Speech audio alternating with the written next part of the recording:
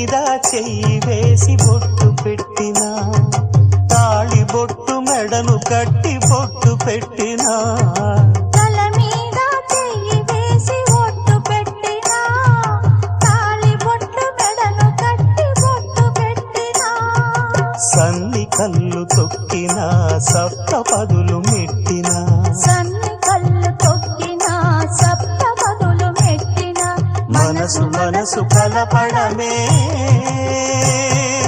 మంత్రం పరమార్థం. శ్రీరస్తు శుభమస్తు, శ్రీరస్తు శుభమస్తు. శ్రీకారం చుట్టుకుంది పెళ్లి పుస్తకం, ఇక ఆకారం దాచుతుంది